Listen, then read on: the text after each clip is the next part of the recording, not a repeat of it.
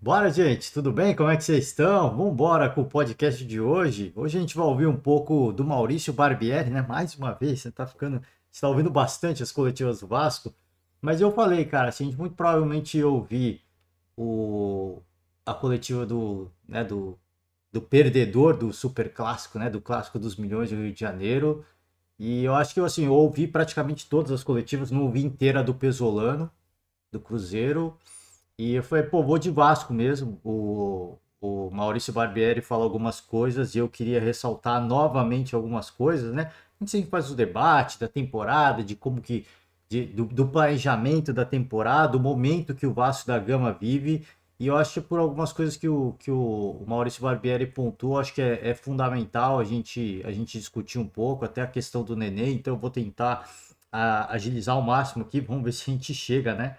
A coletiva ela é relativamente longa e a gente vai fazer o giro pela rodada também por algumas notícias em relação às equipes que entraram em campo, tá? Então, deixando os créditos aqui, o Globoesporte.com é onde a gente vai passar pelos jogos da rodada, né? Os jogos do domingo e também as notícias, né?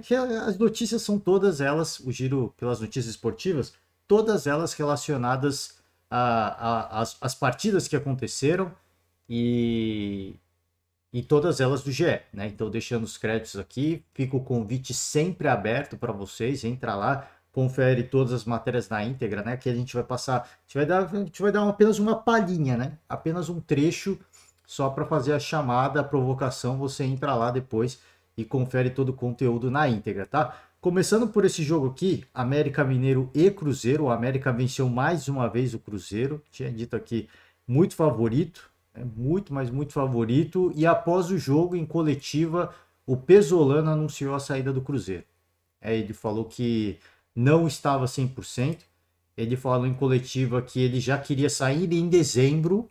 Ele continuou, com conversa com o Ronaldo e tudo mais. Ele, ok, vamos continuar, até para não deixar o Cruzeiro numa situação difícil, sem um treinador, tendo que procurar de repente um interino. Então ele topou continuar e disse que para ele não tem como, assim, se não pode estar 100%, é complicado. Português aqui tá difícil, por isso que eu faço convite, entra lá e lê você mesmo, porque eu vou ler uns trechos aqui e eu certamente vou cometer as gafes de português que normalmente eu cometo, né? Então o treinador entregou o cargo após a eliminação, semifinal do Campeonato Mineiro, e a decisão de deixar o posto foi tomada ainda em dezembro, segundo o técnico. Vamos ver se tem alguns trechos do que ele fala aqui. Eu, sinceramente, não estava 100%, né? Aqui, ele fala isso em coletiva com o castelhano, né? Com o espanhol, eu não vou, obviamente, ensaiar tipo de nenhuma tentativa de ensaiar o espanhol aqui, tá? Este clube, gigante como o Cruzeiro, necessita de um treinador que esteja 1000%. E aí ele disse que teve a presença do Ronaldo, dirigentes do Cruzeiro, seguiram para o vestiário, ficaram por mais de meia hora e deixou o estádio. O Ronaldo não se dirigiu ao local, ele deixou o estádio, enfim. Vamos seguir aqui com mais trechos do Pesolano, né? Não é uma decisão quente, então assim, ele quer dizer que não foi uma decisão tomada por causa da eliminação, tá? Ele não foi demitido, foi tomada com muita frieza, muito pensada, a decisão já estava tomada desde dezembro com a direção.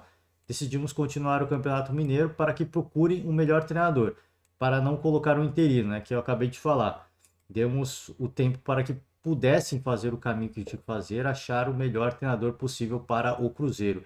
Eu não sei, eu acho que o Pesolano não foi demitido. Isso, eu não acredito que o Ronaldo teve. Eventualmente, se ele disserem que foi demitido, eu não acreditaria que o Ronaldo tomou essa decisão. Talvez, em conjunto com dirigentes, isso deve ter acontecido. Eu acho que foi de fato o Pesolano que quis sair, tá?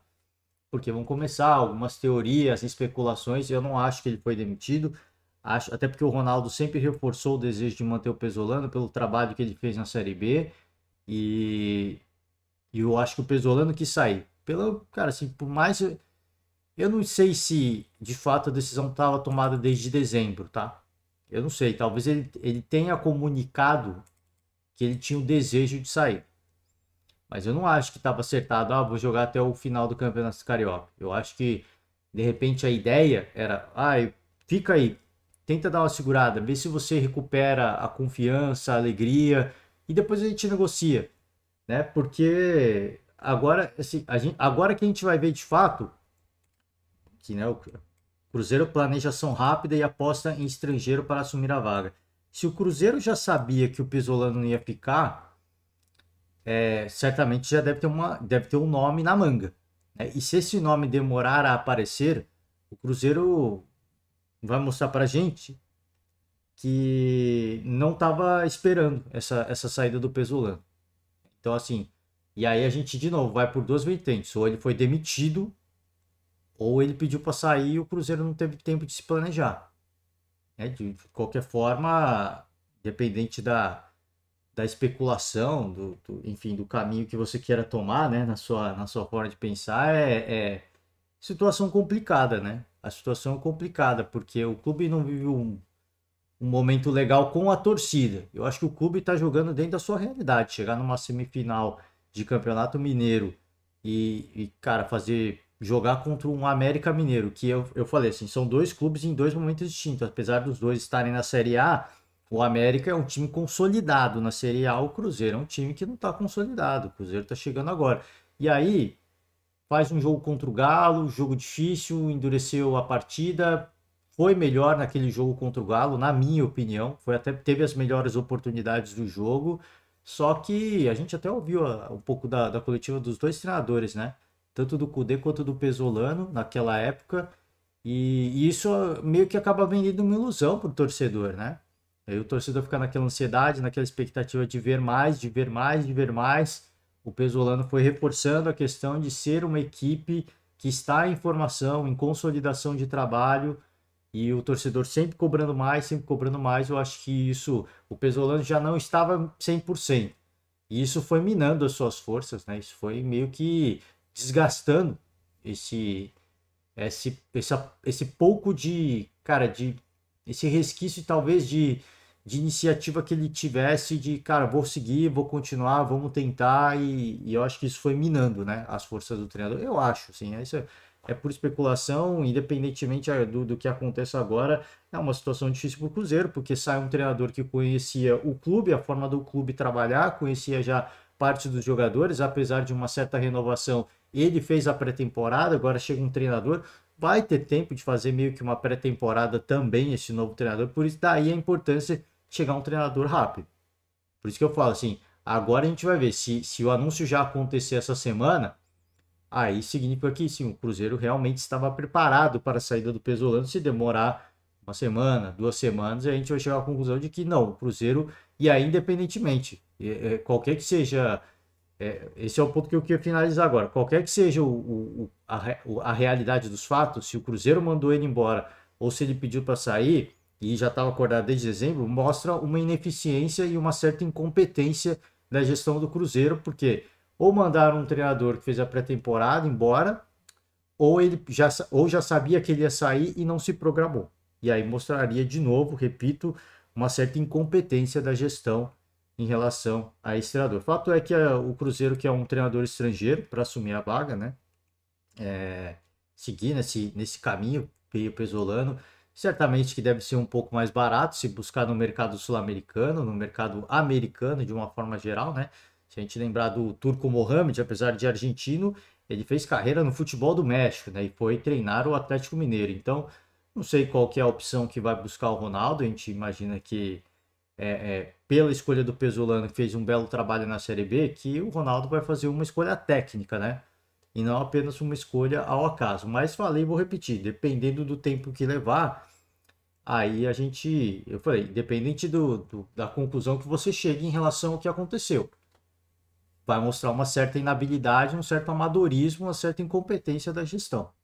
Porque esse tempo agora é um tempo precioso para o Cruzeiro, né? O Cruzeiro planejar a sua temporada, porque o novo treinador precisa chegar e precisa trabalhar o mais rápido possível, com os jogadores que tem. Porque vão ser pouquíssimos reforços agora que vão chegar. Nessa temporada eu acho que já não chega mais ninguém. E possíveis reforços, eu acho que vai depender muito também da campanha na Copa do Brasil, do reforço financeiro que a Copa do Brasil vai trazer para viabilizar novos reforços na janela do meio do ano, tá? Então é isso. Sobre o Cruzeiro, fecho aqui. A gente vai falar um pouco dessa partida entre Vasco e Flamengo. O Flamengo venceu mais uma vez marcou 3 gols no Vasco, teve lance polêmico, né? O terceiro gol do Vasco, mas o resultado ali para mim já estava definido. Apesar de ter sido polêmico, o gol ele obviamente consolida uma certa goleada, se quem pode dizer assim, mas para mim o resultado já estava sacramentado e cara, assim, foi uma partida muito louca, porque em dado momento do jogo, a partida estava empatada e o Vitor Pereira ele tirou o Gabigol, cara. Ele tirou e ele não explicou em coletiva. Eu falei, eu ouvi a coletiva do Vitor Pereira e ele não explicou a saída do Gabigol. Eu não entendi. Talvez ele tenha falado e eu não percebi. Mas eu não entendi o que aconteceu. Eu não entendi de verdade. E quando sai o Gabigol, a torcida começou a chamar ele de burro. E na transmissão era evidente, né? Eu tava ouvindo na Cazé TV e era evidente, assim. Se eu vi o grito e aquele cântico, né, tradicional do Flamengo, peço perdão ao torcedor vascaíno, que o torcedor flamenguista canta que aqui não é Vasco, isso aqui é Flamengo, né? E foi muito alto, assim, ficaram por muito tempo cantando. Depois ele tirou a Arrascaeta, mas a saída do Arrascaeta ele explicou, falou que o Arrascaeta tava com uma pombalgia. É pombalgia que ele fala? Tá escrito aqui, se eu não me engano. Foi pombalgia, enfim, ele sentiu uma lesão, né? E cadê? Ah, não tô achando, cara. Não tô achando a parte do Arrascaeta. Ah, aqui. Dores no pubis, né? Pombalgia, no pubis. E aí, diz que o jogador quis jogar e, dado momento, ele não estava mais em condições e acabou tirando. Né? Isso do Arrascaeta a gente imaginava, que deveria ser muito mais por um aspecto físico, né? Que ele melhorou muito, ele está em crescimento, ele está numa evolução técnica, mas claramente, ele ainda não está na sua melhor forma física, né? E nesse caso sentiu até uma lesão, dor no pubis, né? Então, assim, lesão, dor que não permite o atleta jogar, para mim é lesão. Pode ser lesão que deixa ele fora um jogo, mas é uma lesão. Enfim, né? O fato é que o Flamengo não fez uma grande partida, foi muito pressionada pelo Vasco. Eu trouxe essa notícia, né, para destacar isso aqui, né? O xingamento, né? E o Vitor Pereira falou de um desempenho abaixo, mas o resultado é mais importante. Eu acho que isso que ele falou é verdade. Para o futebol brasileiro, não existe uma verdade melhor que essa. Só que pro Flamengo, isso não é bastante para manter o treinador no cargo, né? A gente sabe que, por exemplo, o Rogério Ceni ganhou uma Supercopa do Brasil, o Rogério Ceni ganhou um Campeonato Carioca e o Rogério Ceni ganhou um Campeonato Brasileiro. Independentemente se você achar que o campeonato Brasileiro ganhou na última rodada porque o Inter fez muita força para não ganhar. Independente do que você acha. Libertadores foi eliminado de forma vejatória. Repito, independentemente do que você acha, o resultado ele norteia muitas coisas, né? Só que pro Flamengo ele não é o bastante. Você precisa não só de resultado, mas o torcedor espera uma grande atuação e o Flamengo do Jorge Jesus, não, pô, Jorge Jesus, peço perdão, pô, aqui é uma heresia o que eu tô comentando. O Flamengo do Vitor Pereira ainda não mostrou muita coisa, né? Ainda não mostrou a que veio. É um time que conta muito mais com o talento individual dos jogadores, que é inegável, que é, mais uma vez, essa partida, a qualidade individual dos jogadores cara, foi o ponto preponderante. Foi algo que para mim foi decisivo. Foi decisivo para garantir o resultado, obviamente que muita contribuição do Vasco, né? O primeiro gol, cara, se for uma bola desviada, é realmente muito difícil pro goleiro Léo Jardim fazer qualquer coisa, né? A bola foi desviada e você vê que na hora que ele vai defender, a bola passa e, putz, né? É complicado, né? Complicado. E só que o segundo gol foi de pênalti, né? E aí dá aquela ajuda. O goleiro do Vasco ele vai bem no lance, né? Mas acaba não chegando porque o Pedro cobra bem. E o terceiro gol foi o gol polêmico que eu falei, uma cobrança de falta rápida, né? E o Ayrton Lucas vai lá e marca, né?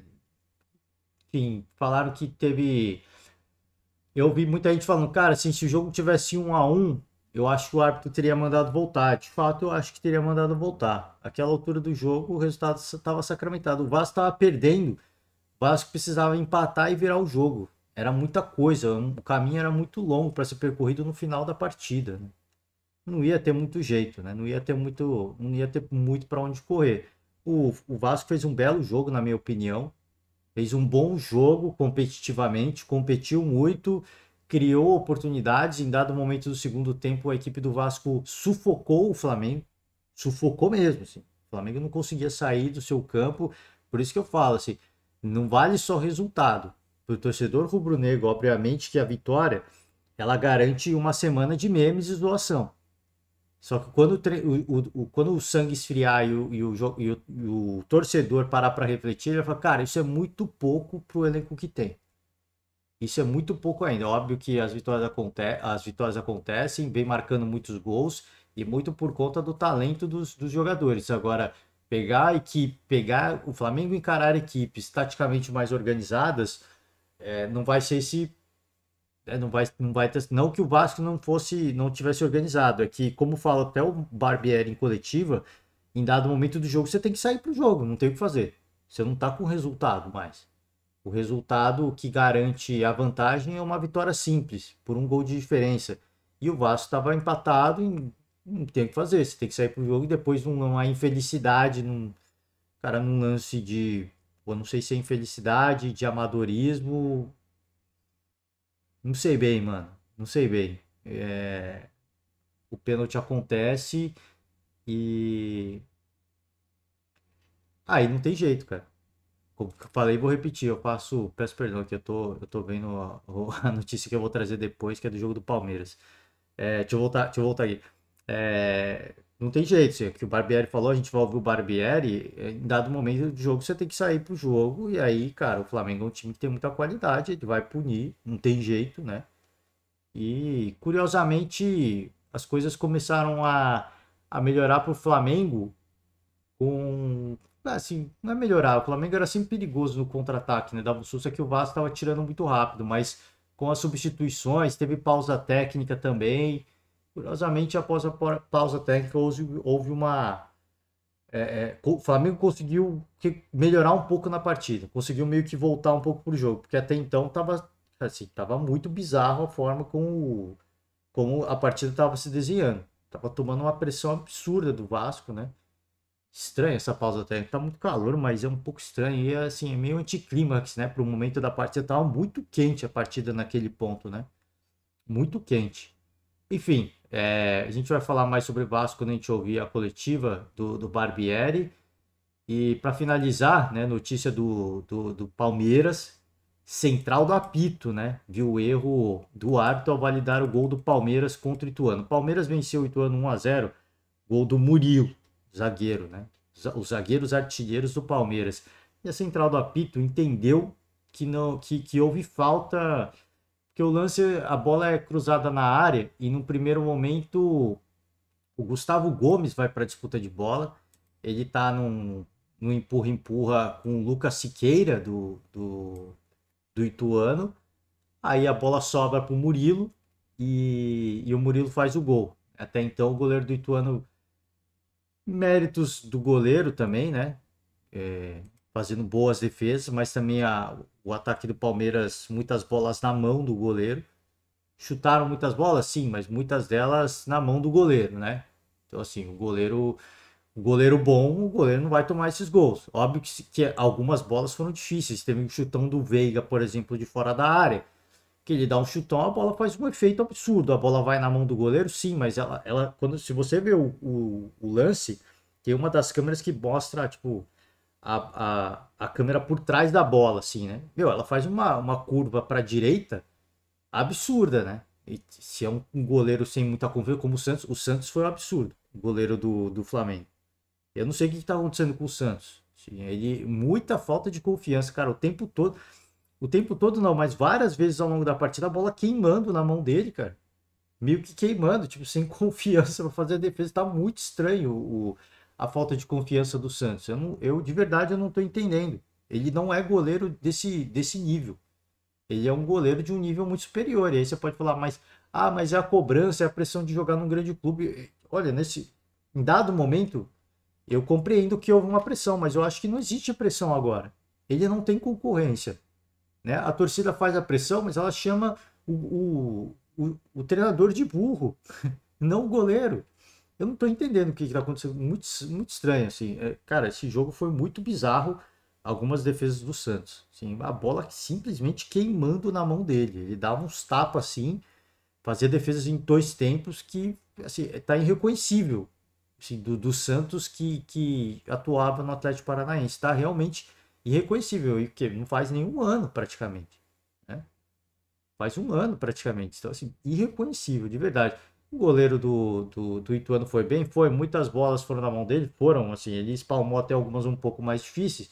Mas até o Abel falou em coletiva, né? Assim, a gente teve muitas chances, mas teve a infelicidade dos nossos atacantes colocar muitas vezes a bola na mão do goleiro. Ele foi bem? Obviamente que foi. Por isso que porque eu falei, cara. O Santos, por exemplo, tinha bolas que iam na mão dele, cara, ele fazia defesa em dois tempos. Ele dá uma destrambelhada ali que você fazia, cara, o que tá acontecendo com. Sabe, muito tempo um goleiro de alto nível é muito estranho, né? E fez boas defesas, e aí o Palmeiras acaba fazendo um gol na bola parada, sendo que com a bola rolando criou muitas oportunidades. E houve essa possível irregularidade aqui, né, da central do apito. Eu não costumo criticar muito a arbitragem mais, né? Porque a gente sabe que existe muita falta de critério.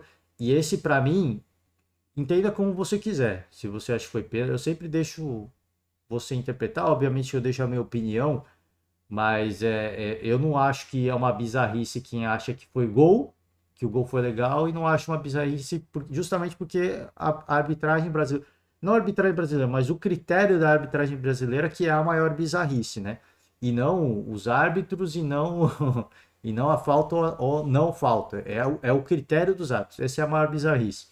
Agora, você pode, se você achar que o gol foi legal, eu não acho que é bizarro você achar isso, e se acha que o gol foi legal, também não acho que foi bizarro. Para mim, o gol foi legal. Já vou explicar por quê. Tá? Vamos falar que o Palmeiras foi, foi ajudado mais uma vez. Eu faço o convite à reflexão. Você que ainda está com dor de cotovelo do jogo do São Bernardo, teve lance a favor do Palmeiras também que não foi marcado, tá? Então, se você acha que o São Bernardo teve pênalti, para mim o Palmeiras teve um pênalti também, tá? É bom pontuar isso, porque não adianta a gente olhar só um lado da moeda. É a mesma coisa aquele jogo da Copa do Brasil, entre o Palmeiras e o São Paulo, que o Palmeiras foi eliminado nas penalidades. Ah, marcaram um pênalti bizarro a favor do Palmeiras, mas cara, também a favor do São Paulo. Se o Veiga faz aquele gol, muito provavelmente a classificação teria, o jogo teria acabado ali, a disputa teria acabado ali. Só que o Veiga perdeu aqui. E aí, tudo bem. Uma bizarrice não compensa a outra. Mas é o que eu tô falando, aconteceram bizarrices dos dois lados, né? E aí agora a gente debate isso porque as bizarrices aconteceram, elas foram marcadas. Agora, num jogo onde elas não são marcadas, muitas vezes você só olha um lado, né? Ah, como por exemplo do Palmeiras também. Ah, o pênalti do São Paulo, houve um impedimento do Calério. Óbvio que foi uma bizarrice gigantesca, mas houve uma bizarrice do outro lado também.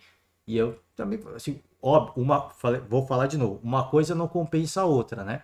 Mas o fato da bizarrice do São Paulo no lance do São Paulo ter existido, não elimina a bizarrice da penalidade a favor do Palmeiras. É que o Veiga acabou perdendo o gol ali. A mesma coisa o jogo do São Bernardo.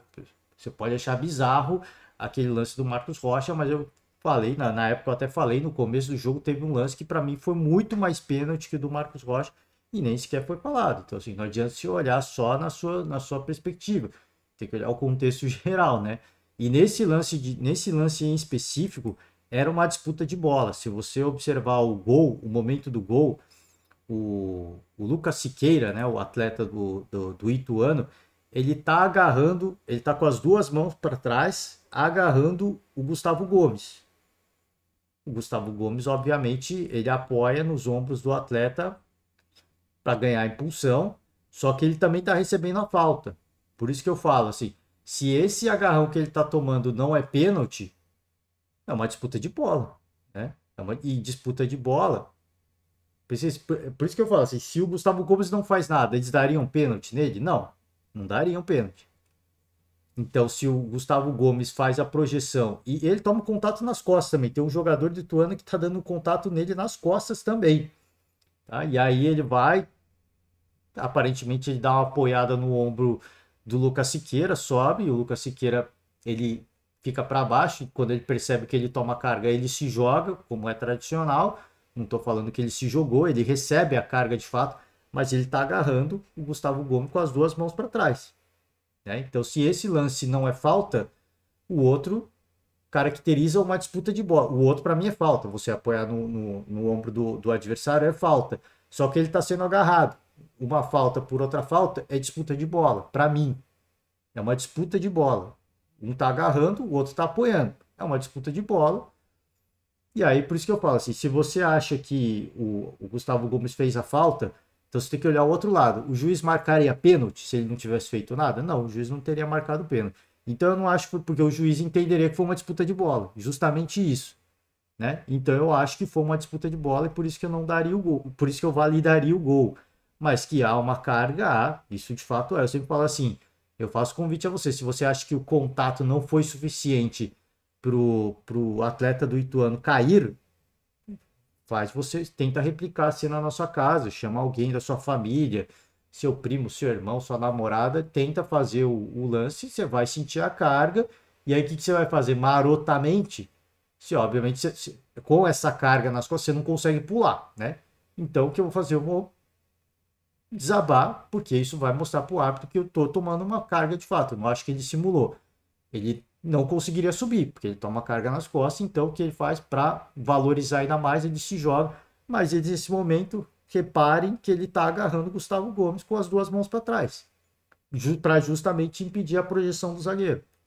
Então, se esse lance não é falta, né, o outro, para mim, é falta, os dois são faltas, mas, como aconteceram, foi uma disputa de bola. Pode não te convencer? Pode não te convencer, mas esse é o critério que eu adoto. Assim, você não pode olhar só um lado. Se você acha que o Gustavo Gomes fez a falta, eu acho que ele também tomou uma falta. E ele toma uma carga nas costas também, tá? Então não só o atleta na frente está segurando ele com as duas mãos para trás, como o atleta de trás chega também e dá uma carga nas costas. Só que é um zagueiro muito forte, ele consegue subir assim mesmo. Então, pô, aí é o que eu falo, pô, ele toma dois contatos e ele executa um contato apenas. Disputa de bola. Disputa de bola. Aí você pode falar, ah, não, mas isso, uma falta não exime a outra. Não exime, mas então tem que marcar pênalti também, né? Porque ele está sendo agarrado. Só que o cara não teve força suficiente para manter o Gustavo Gomes no chão. Esse que é o ponto. Se você vê os dois atletas, o Gustavo Gomes é muito mais forte, né? Ele tenta segurar e impedir que o Gustavo Gomes pule, mas não dá, né? É um cara fisicamente muito mais forte. Por isso que eu acho que o gol foi legal. Mas se você acha que o gol foi ilegal, eu não acho que é uma bizarrice. Eu só faço convite à reflexão de você olhar e falar, cara, houve uma falta lá, houve uma falta cá. Por isso que eu entendo que houve disputa de bola. E eu imagino que foi o que o árbitro de vídeo também entendeu. Foi uma disputa de bola. Um faz a falta ali, o outro faz a falta lá. Qual que é o veredito?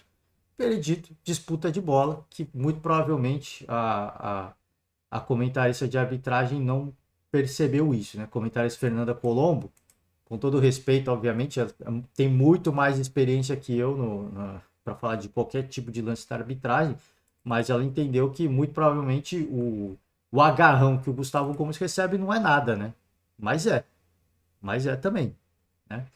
Enfim, por isso que eu falo, não pode haver só uma medida, dois pesos e duas medidas diferentes. Se tem dois pesos, a medida tem que ser a mesma, o critério tem que ser o mesmo, né? Se houve falta lá, houve falta cá, a arbitragem em campo muito provavelmente entendeu, na minha opinião, que foi uma disputa de bola, né? Enfim, vamos seguir. Já falei desses três jogos, vamos para a coletiva do Barbieri, então, né? Vamos tentar agilizar o máximo que der. Deixando os créditos aqui. Vasco TV, o canal oficial do Vasco aqui no YouTube. Então, o primeiro convite que eu faço, e vou continuar fazendo esse convite, e vai ficar cansativo, mas entrem lá, pelo amor de Deus, gente. Entra lá, Curti. Aliás, não falei de um jogo aqui, perdão. Antes de ir pra coletiva, rapidamente sobre esse jogo, né? Ipiranga 2, Grêmio 1, cara. O Grêmio saiu na frente com o gol do Suárez. O Suárez teve uma penalidade, ele perdeu o pênalti e o Ipiranga virou o jogo com dois pênaltis, cara.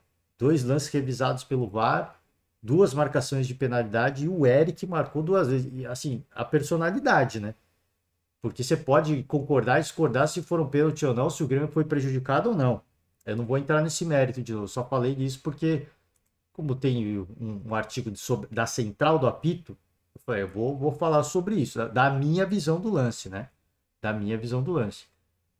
Aqui eu não vou entrar no mérito de falar se foi, se não foi, se achar que foi o Farid, por exemplo, Farid Germano Filho, se você acompanha o Farid youtuber gremista, né? Maluco, apaixonado, com todo respeito, maluco no bom sentido, tá? Apaixonado, ele tava maluco depois do jogo, falando para dar o título logo pro Internacional, né? Que quem manda no Rio Grande do Sul é o Grêmio. Cara, são personagens. Se você é torcedor do Inter, não fique bravo. Eu acompanho também Fabiano Baldasso, não tem problema. Eu acompanho todos aqui, todos que eu posso, né? Não dá para ouvir todo mundo, infelizmente. Cara, assim, é curioso porque você sai na frente, você faz um gol, o craque do time tem a chance de penalidade, toma uma virada, assim, e de novo, você pode acreditar a arbitragem em muitos problemas, mas que a equipe do Grêmio teve muitos problemas, também teve.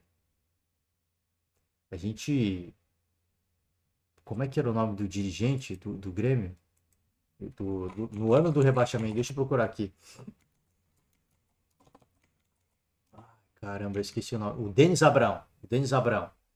Ele, no ano do rebaixamento do Grêmio, o Denis Abraão aparecia direto em coletiva, né? Reclamar de arbitragem, arbitragem. Não é só a arbitragem que rebaixou o Grêmio, tá? A arbitragem, obviamente, num jogo ou outro, ela pode ter prejudicado, de fato, sim. Mas não é ela que determina o rebaixamento do Grêmio. Não foi a arbitragem que determinou o rebaixamento do Grêmio. Então, se o Grêmio sai na frente, tem uma penalidade, tem a chance de abrir dois gols de vantagem, 2-0, né? Você toma uma virada. A gente pode presumir que se tudo acontecesse da forma como aconteceu, o Suárez marca o gol, e mesmo assim, ó, porque isso no aspecto mental é um peso muito grande você tomar dois gols, né? Mas imaginemos que o Ipiranga marcasse com duas marcações de VAR, o Grêmio sairia com 2-2, né? Com 2-2. Fora o aspecto mental que eu falo, se você marcar dois gols, seu time cresce, o time do adversário vai perdendo força, vai perdendo mais confiança, vai perdendo mais confiança. A partir do momento que você perde um pênalti, você dá esse equilíbrio emocional, essa confiança que o adversário precisa, né? Então, não é só arbitragem. Não vou entrar de novo, não estou falando que houve favorecimento ou a arbitragem prejudicou o Grêmio. Não é esse o ponto. Eu estou falando que assim, você pode acreditar a arbitragem em certas coisas, mas não é só ela, né? Não é só ela. O Renato Gaúcho até falou depois, o campo ruim, normalmente quando o campo é ruim, ele favorece o dono da casa. Por quê? Porque vai querer deixar o jogo mais lento, né? O Grêmio é um time ofensivo e times ofensivos gostam de gramados melhores, não só porque, não, que às vezes você pode achar que não, pô, os caras ficam pedindo gramado bom, né? Que frescura, né? Que soberbo. Não, cara, se o gramado bom, ele permite que a bola ela tome um caminho regular, que a bola corra mais, e isso favorece as equipes que têm o time mais ofensivo. Então, se você pega o Palmeiras, um time de transição rápida, por que o Palmeiras se dá bem no Allianz Parque? Porque o gramado sintético é muito veloz e o Palmeiras, inclusive, até molha o gramado sintético para ficar ainda mais veloz, o que facilita esse jogo da transição do Palmeiras. O time do Diniz é um time de muito toque de bola. Então, se o gramado tiver um buraco, ele, sei lá, o Ganso vai tentar fazer um lançamento no chão, né? Não aéreo.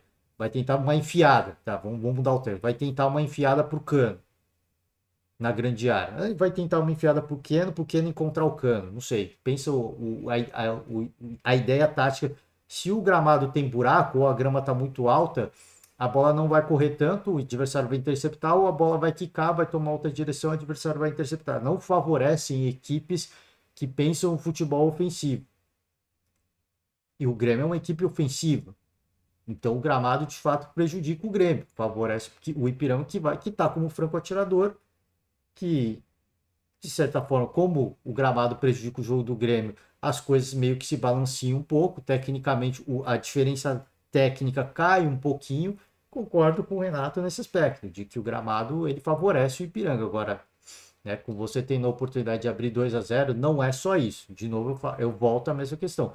Não é só o gramado, não é só a arbitragem, né? É só isso que eu queria falar sobre isso. Mas eu acho que o Grêmio tem totais condições, se a gente olhar aqui o Farid falou, já dá o título pro Internacional no jogo contra o Caxias, né?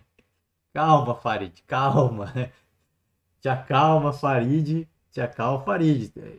Na arena do Grêmio, a gente tem visto, como é que a gente pode dizer assim, jogos de volta muito importantes, né? Com placares muito importantes. Se a gente olhar para o sábado, eu imaginava que o Fluminense fosse passar, mas não com uma diferença tão grande de 7 gols. Se a gente olhar para o domingo, tem um resultado aqui também muito importante, que está lá embaixo, né? Cadê? Deixa eu achar. Isso aqui, ó. É? Deixa eu ver. O primeiro jogo, eu vou até abrir aqui com vocês, tá? Vai ter clássico na final, hein?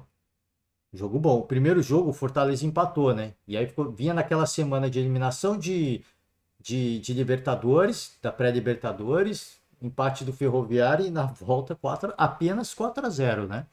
Então, para o torcedor gremista, eu faço esse convite a você.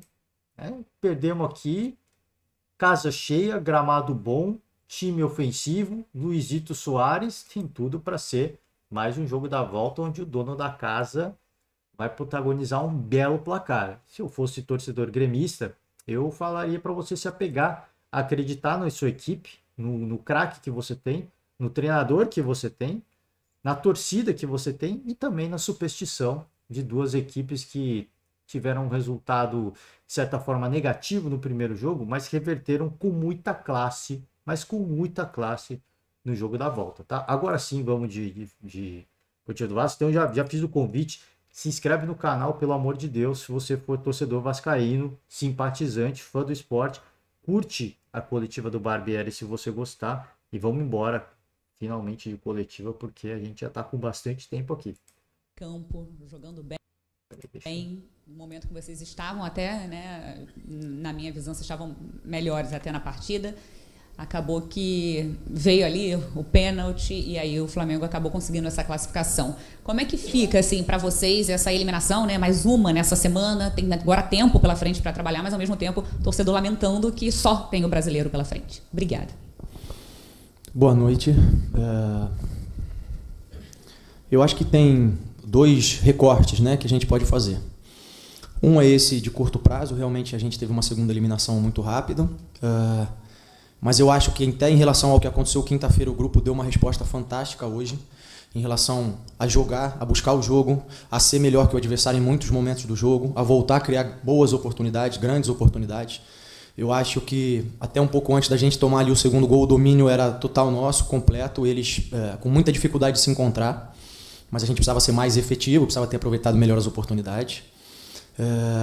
Eles são letais, o empate não servia para nós, inevitavelmente em algum momento a gente ia ter que se expor. Eu não sei se vocês vão me perguntar, mas eu vou me adiantar. Eu acho que no segundo gol foi falta no Rodrigo.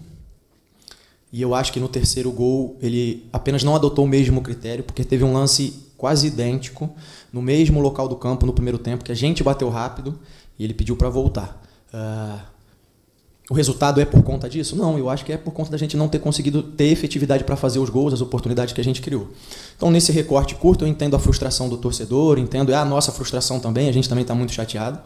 Agora, existe um recorte maior, que é desde o início do trabalho. A gente sempre frisou, e eu até usei uma metáfora em relação à Avenida Brasil, que o nosso caminho era difícil, que o nosso caminho ia ser complicado.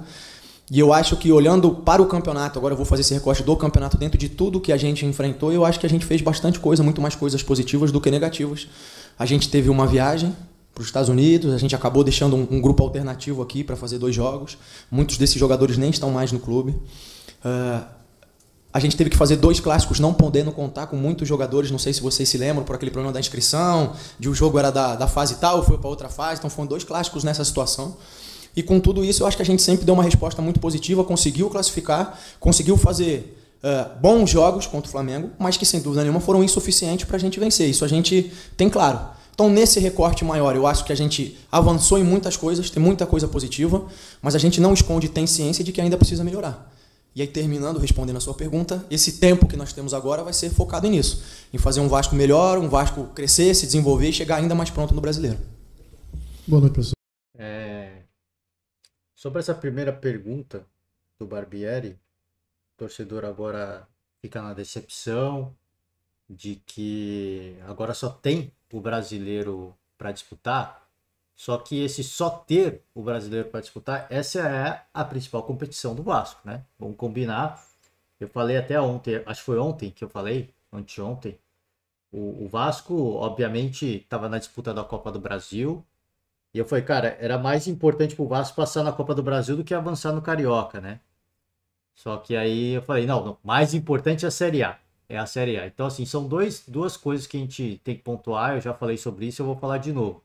O Vasco tomou a decisão equivocada de fazer uma mobilização para esse jogo contra o Flamengo.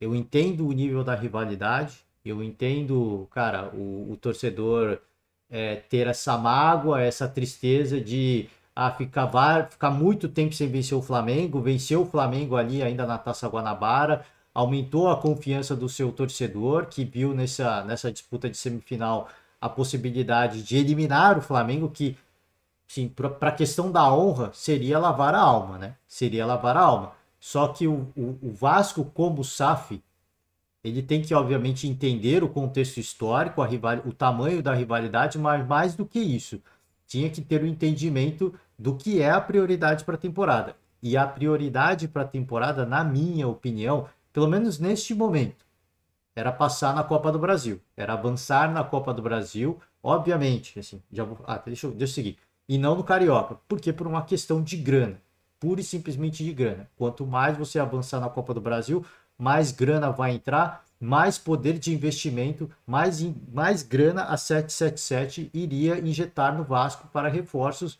no meio do ano, na janela de meio de ano. Só que tem um lado... Enfim, se a gente for tentar ver pelo lado positivo, e eu acho que tem um lado positivo, porque o Vasco é uma equipe em consolidação ainda, né? É uma temporada de afirmação para o Vasco, essa temporada aqui, de permanecer na Série A, de ser competitivo, de ficar com tranquilidade na Série A e eventualmente buscar aí uma Sul-Americana, né? Eu acho que a Sul-Americana é totalmente possível para o Vasco, mas eventualmente sonhar com uma pré-Libertadores em virtude do que conseguir produzir ao longo da temporada, né? Eu acho que esse não é um sonho distante. O Botafogo, por exemplo, flertou com essa possibilidade no ano passado. Então não acho essa possibilidade totalmente remota, até porque deve abrir um G8 mais uma vez nessa temporada.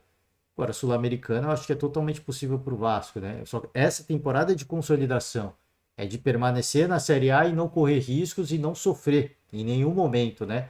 Eu acho que esse é o objetivo principal. Então, esse tempo que o Vasco vai ter para treinar até a estreia no Campeonato Brasileiro é um tempo fundamental.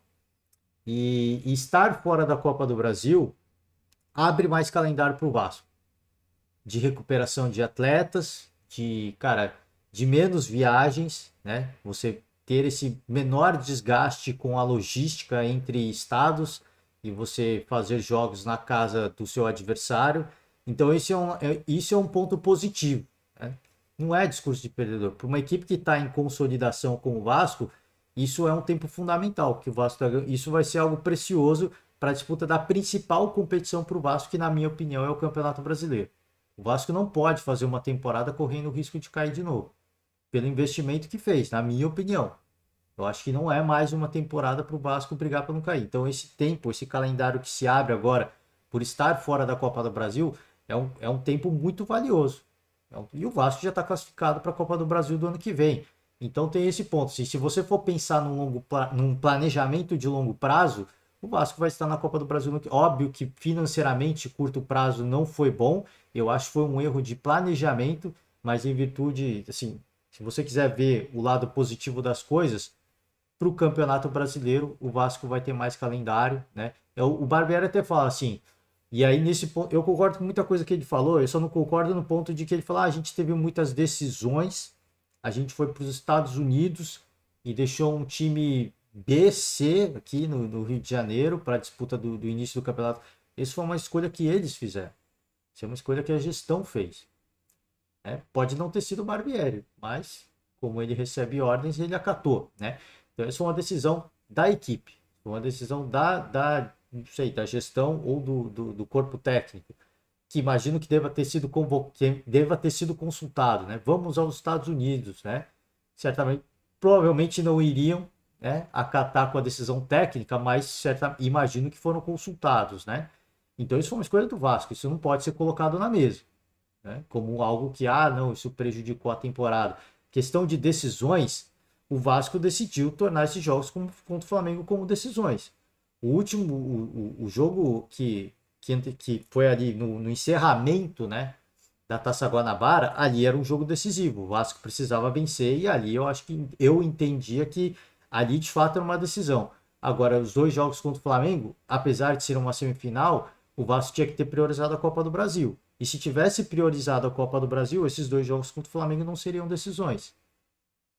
Só que eu entendo, de novo, eu vou voltar naquele aspecto, eu entendo o contexto histórico, a rivalidade, você não pode tomar paulada do rival. Sim, eu entendo tudo isso. Então agora não dá para reclamar que tiveram várias decisões ao longo desses últimos dias. Que foi uma temporada difícil, porque se iniciou. Eu acho que nada disso pode ser utilizado como desculpa. Eu não acho que ele está dando uma desculpa, mas ele está dando. Ele está colocando pontos que vão se somando para essa eliminação do Vasco nesse momento. Eu não acho que isso foi.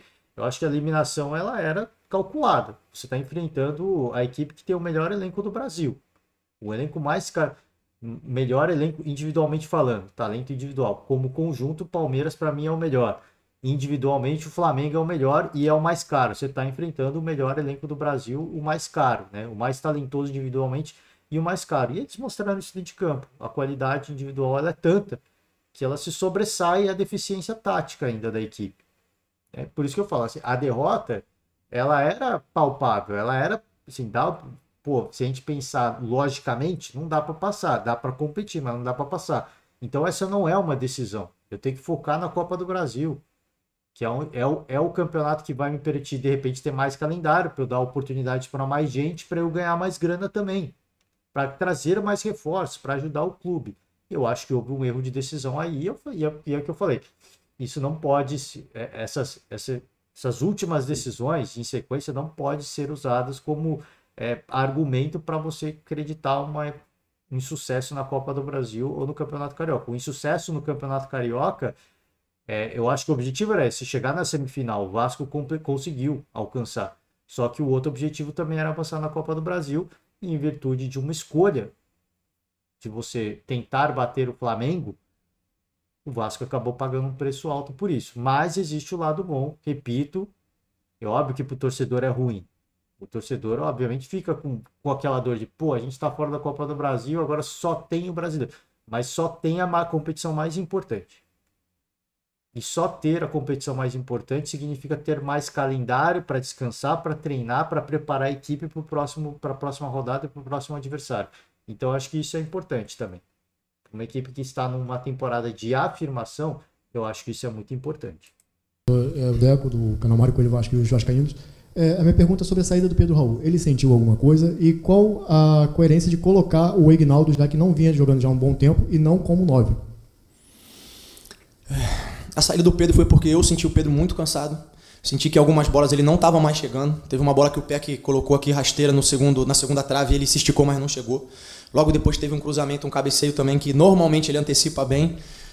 E eu senti ele cansado para nos ajudar a manter aquela pressão que a gente vinha fazendo e também conseguir chegar inteiro nessas bolas. Foi por essa razão. O Egnaldo, a princípio, ia trabalhar um pouquinho mais por dentro. Mas aí o Alex, que já estava cansado de ter que sacrificar, e o Ignaldo faz essa função de preencher um pouquinho e chegar na área. Tanto é que ele teve uma cabeçada boa, então foi essa a ideia dele vir recompor um pouquinho aqui, mas chegar na área para preencher o espaço, foi por isso. Cara, aliás, essa jogada do Ignaldo foi talvez a melhor chance do Vasco virar o jogo. Cara, foi uma bela jogada. E eu falei, cara, o Santos com a confiança. Na hora que o lance acontece, o Santos com a confiança. Ele já tava dando umas espalmadas, a bola tava queimando na mão dele. Eu achei que ele fosse tomar aquele gol. Ele saiu muito bem do gol. Se ele fica atrás. Porque ele tava meio com falta de confiança. Se ele fica atrás e ele não sai, ele toma aquele gol, eu acho, hein? Só que ele saiu, né? Que eu falo assim, o goleiro, ele pode estar num bom momento, mas ele não perde, né? Ele não perde toda a leitura de jogo, o tempo de bola. Eu acho que o Santos está com muito problema de tempo de bola ainda. A confiança também está abalada, não sei porquê. Tá faltando um pouco de tempo de bola para ele, mas a leitura do jogo ele ainda tem. De ter a percepção de que o lançamento está acontecendo, ele sair e faz a cobertura bem para não tomar aquele gol. Porque se toma aquele gol, incendeia a partida. Seria um pandemônio, né? A saída do Pedro Raul, o Barbieri fala que foi por uma questão de que sentiu que o atleta já estava meio desgastado, né? Meio extenuado, ele não estava chegando em algumas bolas, mas eu acho que o Barbieri fez de forma muito sábia poupar o atleta, né? Não tem jeito. Não tem jeito. Ele até cita os lances que o Pedro Raul não chegou na bola. Eu acho que mais do que você pensar no aspecto de jogo, porque assim, se você pensar no aspecto de jogo, eu acho que era um jogo para o Pedro Raul continuar. Porque ele é um cara de muita presença de área, ele é um cara grande, de força física. Você sempre vai deixar um zagueiro preso aonde ele se mover, para onde ele percorrer o campo, mesmo estando mal, ele vai chamar um marcador e um cara da cobertura. Porque ele é um cara de muita força física e de muita imposição também, além de ser um cara técnico. Então, pensando no contexto da partida, eu acho que ele seria importante. Só que eu acho que o Barbieri teve a sensibilidade de ter, cara, se ele perder mais um, o torcedor já tá na bronca com ele. Eu preciso poupar o atleta também, para que a confiança dele não vá pro brejo de uma hora para outra, né? Então, acho que o Barbieri, ele teve essa sensibilidade de colocar o Ignaldo. Eu acho que a ideia dele foi de colocar um sangue novo, o cara quase faz o gol também. Teve talvez a melhor oportunidade do Vasco quando estava no 1-1. Então, acho que foi uma troca boa, assim. Obviamente que eu acho que o Pedro Raul em campo, ele teria contribuído um pouco mais, com a sua presença apenas. Não pelo fator técnico, mas com a presença diária. De sempre deixar alguém mais preso, sempre deixar um espaço aberto com um companheiro. De repente ele com o Ignaldo, talvez o Ignaldo ficasse muito mais livre para fazer alguma jogada de ataque se o Pedro Raul tivesse ali, mesmo que mal no jogo. Só que o Pedro Raul estando lá, o time ia tentar procurar ele. E ele não ia chegar, porque ele já não estava bem, aí o torcedor ia ficar na bronca, ia pegar no pé mais ainda, ia vaiar. Então acho que foi mais uma questão de vou preservar o atleta. Porque ele já estava entendendo que ele iria, à medida que o jogo avançasse, ele ia continuar perdendo mais oportunidades. E aí o torcedor, né, vendo que a eliminação vai ficando mais próxima, ele obviamente ia descarregar a frustração para cima do Pedro Raul. Acho que foi muito bem o Barbieri nessa substituição. Barbieri, João Silva do Lance. Você falou que faltou efetividade ao Vasco para poder vencer o Flamengo, né? Isso para você tem muito a ver com a montagem do elenco e aí projetando já o Campeonato Brasileiro, porque o Vasco contratou 3 jogadores, Pedro Raul e Orelhano, apenas para o setor ofensivo. Você acredita então que ainda está desequilibrado esse elenco, projetando, é claro, o ano? Evidentemente que tem uma segunda janela para contratar, mas falando sobre a montagem do elenco, né, nesse primeiro recorte, a prioridade foi a zaga, o meio campo, beleza, mas o ataque tendo só 2 contratações. É esse setor que você acredita que ainda está mais desequilibrado? Olha, eu acho que levar toda a falta de efetividade só por essa questão não seria justo, né? Teve a questão de que a gente jogou aí 5 decisões em 14 dias, como eu falei do Pedro Raul, todos também cansados, isso atrapalha, né? Você conseguir chegar inteiro, você conseguir chegar mais lúcido para definir os lances. Eu acho que essa sequência de jogos atrapalhou, porque não foi só o Pedro que teve oportunidades, outros jogadores tiveram oportunidade, o Puma teve uma oportunidade fantástica ainda no começo do jogo. Eu acho que isso, sem dúvida, também pesou, contribuiu, talvez a ansiedade por fazer o resultado. Eu acho que na montagem do elenco a gente tem conversado, a gente não escondeu que ainda não considera que esteja tudo fechado, tem uma série de circunstâncias. E a gente tem mais alguns dias aí para ver o que a gente vai fazer de movimento, tentar entender, a gente conversa diariamente. E a ideia é sempre que a gente entender que tem algum jogador que possa nos ajudar, seja nesse setor que você citou até em outro, e que a gente tem possibilidade de trazer, é trazer. Barbieri, boa noite. O elenco não está fechado, né, de forma alguma. O elenco vai estar muito em aberto, né?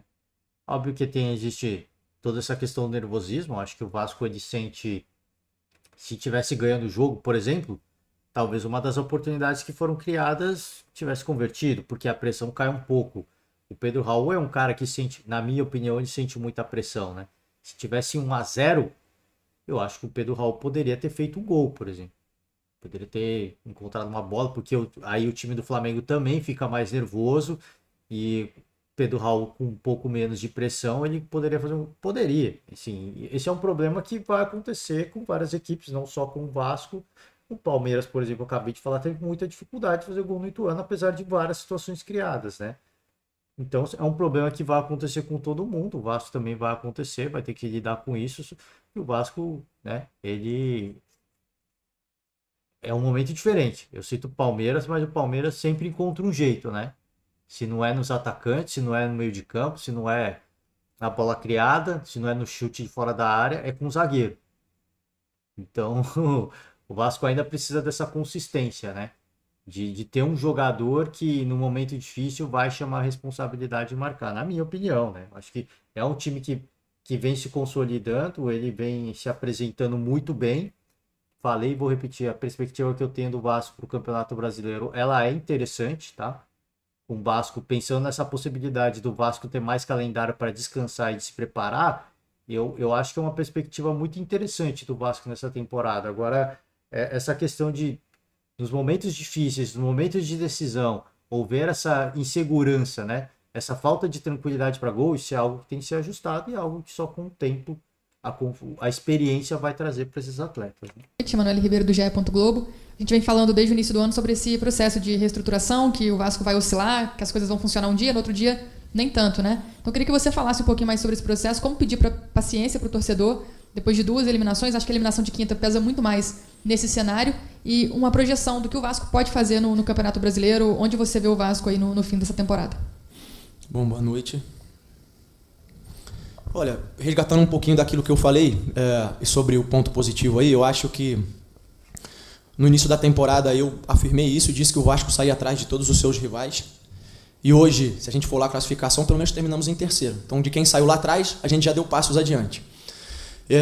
Eu entendo a frustração do torcedor e eu acho que isso tem a ver também com o fato de a gente ter feito bons jogos contra grandes adversários e ter criado uma expectativa de que a gente conseguiria ir além, de que a gente poderia ir longe, né? E quando o resultado não vem, sem dúvida, essa frustração aparece, o sentimento fica evidente. Eu acho que a gente está num caminho de crescimento, volto a dizer, eu acho que a gente evoluiu bastante do início do trabalho até agora, e aí eu falo em diferentes perspectivas. Na perspectiva da montagem, da formação do elenco, dos jogadores, na perspectiva da maneira de jogar, das variações e das opções. Hoje, novamente, mesmo sem mexer muitas peças, a gente atuou de uma outra maneira, com jogadores fazendo algumas funções um pouco diferentes. Isso sem tempo para treinar, encaixou bem, é sinal de que eles estão assimilando. Eu acho que esses bons jogos que a gente fez nos dão perspectivas de que hoje o Vasco é uma equipe competitiva. A gente sabe que o brasileiro exige mais do que ser apenas competitivo. Então a gente tem 2 frentes para tocar. Uma é fortalecer o trabalho e o modelo, a maneira de jogar junto com os jogadores, e a outra frente é seguir reformulando e ajustando e fortalecendo o elenco. Eu não consigo, nesse momento, estabelecer para você um patamar ou uma régua. Eu acho que a gente entra competindo, como todo mundo entra competindo. A gente tem que lembrar de que, estatisticamente, a porcentagem de equipes que ascendem da Série B e acabam voltando no ano é muito grande, isso independente de SAF ou de outras coisas. Claro que com o investimento que a gente teve não é o que a gente espera muito mais. Mas é isso, a gente hoje é competitivo e tem que melhorar para ser mais do que competitivo. Tudo bem, eu não tenho muito o que falar, eu concordo com ele. Ele fala de 2 frentes, né? O Campeonato Brasileiro e ao melhorar o time como conjunto, né? Esse é o desafio do Vasco, é melhorar cada vez mais como conjunto para que o time seja competitivo no Campeonato Brasileiro. E não tem muito o que falar sobre isso. Só falou que de fato vai acontecer e o que o torcedor espera, né? A frustração, obviamente, é muito grande em virtude das eliminações, porque eu falei, às vezes você faz uma grande partida pense o Flamengo, e aí passa uma ilusão de que, nossa, agora sim vai, agora vai, né? Só que tá muito cedo, eu concordo com o Barbieri com a leitura que ele faz de que no início do Campeonato Carioca, o Vasco estava atrás de Botafogo, Botafogo, Fluminense e Flamengo. E ele termina em terceiro colocado, se é que a gente pode dizer assim. Então, eu acho que você conseguir terminar num... Óbvio que aí são pontos de vista diferentes. No Carioca, à frente do Botafogo, é uma coisa, mas o Botafogo segue na Copa do Brasil, tá? Então, pro torcedor que eventualmente falar, passamos a SAF do Botafogo. Não é bem assim. O Botafogo segue vivo na Copa do Brasil, tá? Aí um avançou mais em uma, o outro avançou mais em outra, né?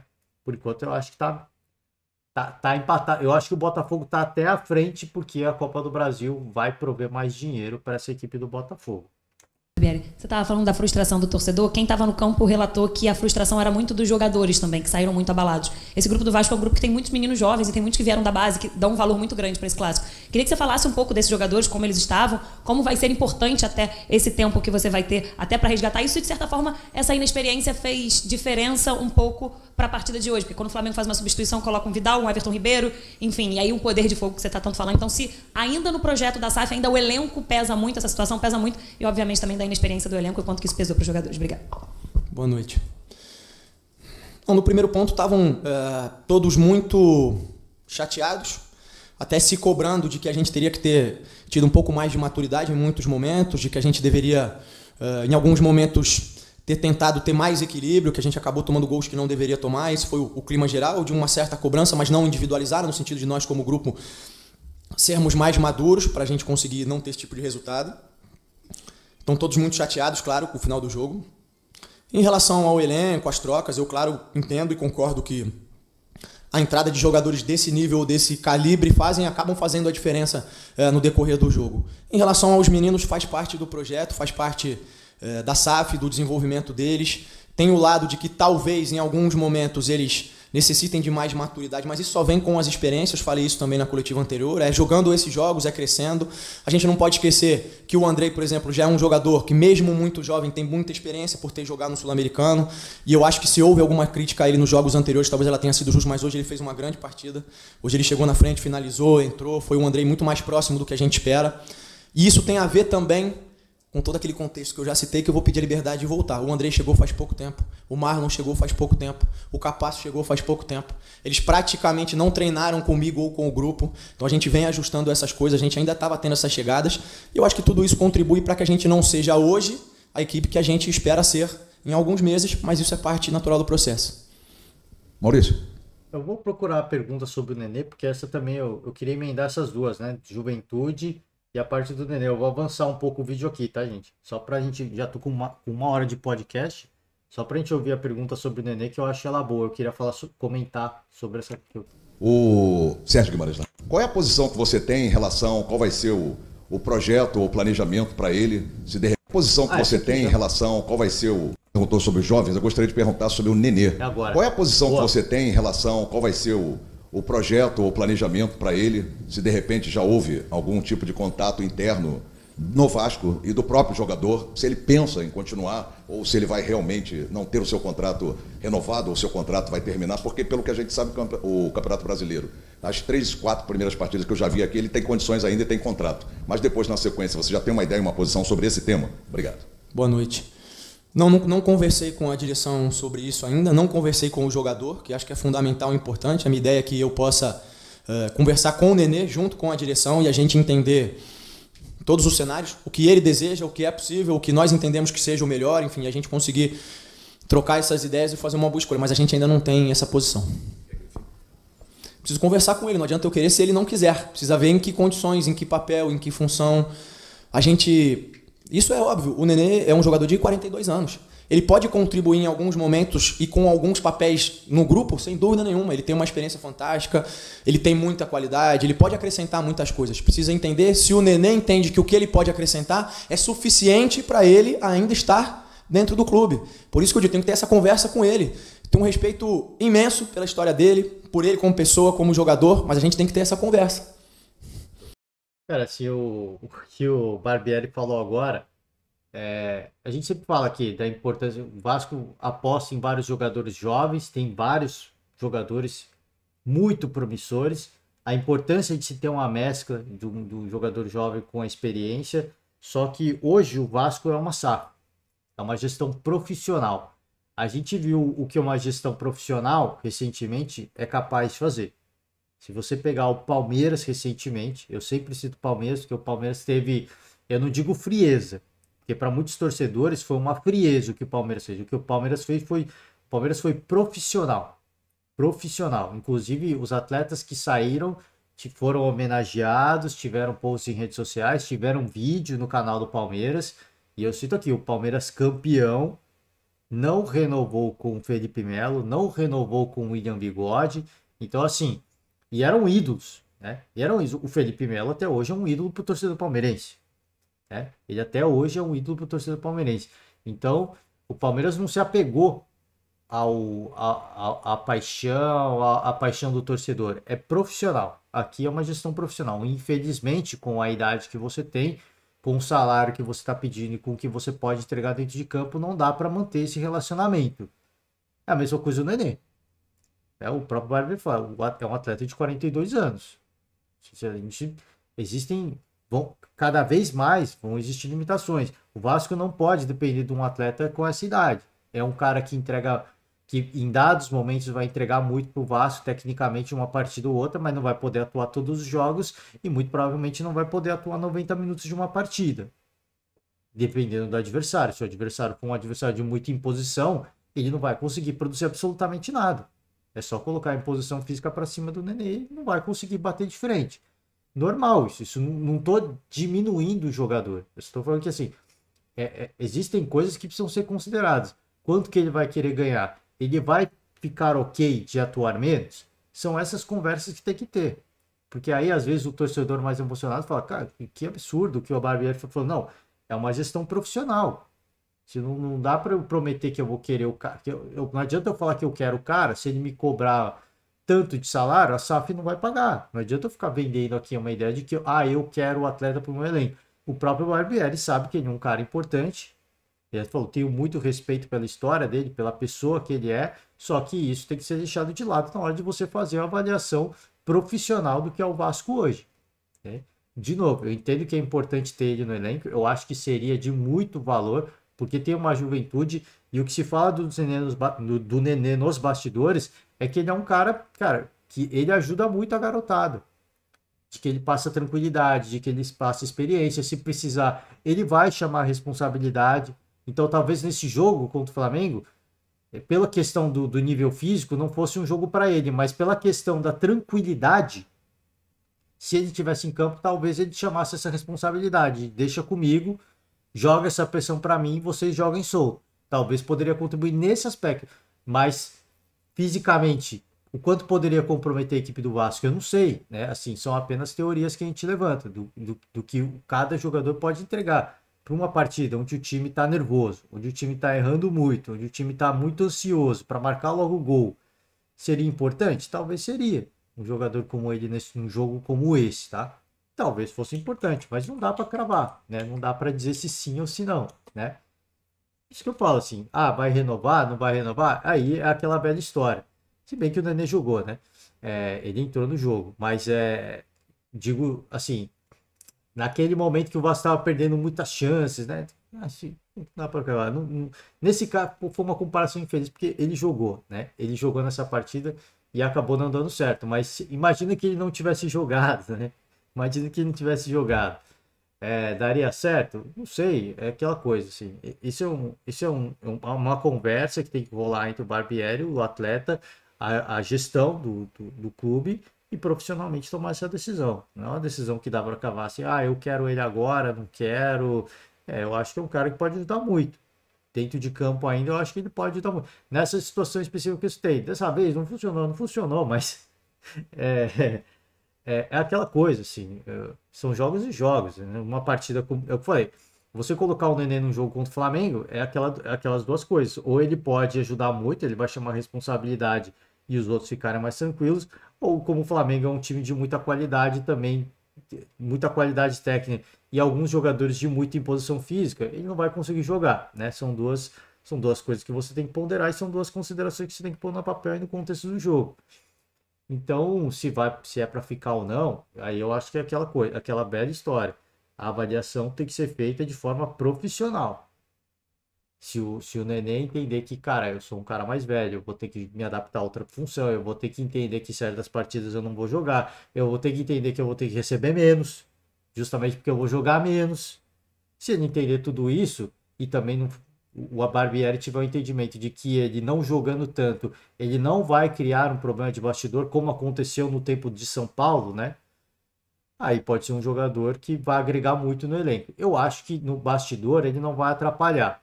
Acho que ele é um cara muito mais experiente hoje, tá com outra mentalidade. Eu acho que ele sabe que a aposentadoria dele está chegando. Eu acho que ele tem, por alguns discursos que ele fez já, o principal objetivo dele é ajudar o Vasco da Gama, nem que seja no banco de reservas, nem que seja para dar um conselho para alguém. Eu acho que a ideia dele hoje, assim, quero jogar? Obviamente que quero. Eu sou competitivo, eu sei o que eu posso fazer dentro das minhas limitações, eu sei o que eu posso entregar, eu sei que em determinadas partidas eu não posso jogar, mas acima de tudo eu quero ajudar o Vasco da Gama. Eu acho que é esse o momento que está vivendo o Nenê.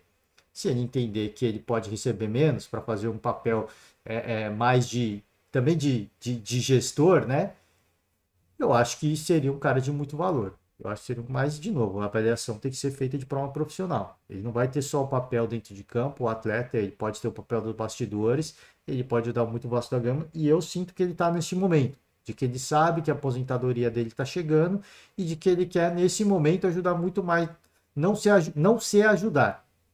Óbvio que ele quer jogar, mas ele quer ajudar muito mais o Vasco da Gama nesse momento de consolidação e permanência na Série A, tá? Gente, é isso. Pedir desculpas pelo longo podcast. Queria chegar nessa pergunta do Nenê, que é importante, essa pergunta para clubes e empresas. Eu acho que muitos torcedores ainda são emocionados com algumas decisões. A gente viu o Fábio no Cruzeiro, por exemplo, só que agora são decisões profissionais, né? As decisões elas têm que ser feitas em nível profissional. A avaliação que tem que ser feita justamente em questão de não só de performance, mas também do quanto de salário o cara vai querer, do quanto o clube vai poder pagar, né? São vários pontos que tem que ser colocados na mesa. E é isso. Com isso eu finalizo. Então, para encerrar, né? O Palmeiras ele avançou para a final do Campeonato Paulista e aguarda Água Santa ou Bragantino. O jogo vai ser na segunda-feira, na noite da segunda-feira. O Flamengo avança e vamos ter um Fla-Flu na final do Campeonato Carioca. E aqui o América, o Coelho, avança para encarar o Galo na final do Campeonato Mineiro. O Campeonato Gaúcho ainda só foram os primeiros jogos, mas com todo respeito aos adversários, a gente obviamente fica na expectativa e na ansiedade por um Grenal na final, porque é sempre um clima diferente, com todo respeito mais uma vez a Ipiranga e Caxias, né? A gente espera ver um Grenal justamente pelo tamanho da rivalidade, tá certo, gente? É isso. Por hoje eu vou encerrar, eu vou finalizar. Amanhã a gente vai passar rapidamente por esse jogo de Água Santa e Bragantino para ver quem vai enfrentar o Palmeiras, falar de quem vai enfrentar o Palmeiras e também fazer um giro pela rodada, pelas notícias esportivas que a gente tiver entre hoje e amanhã, o horário que a gente gravar o podcast, tá? Finalizo por hoje. Ótima semana para todo mundo. Um forte abraço e até a próxima. Tchau.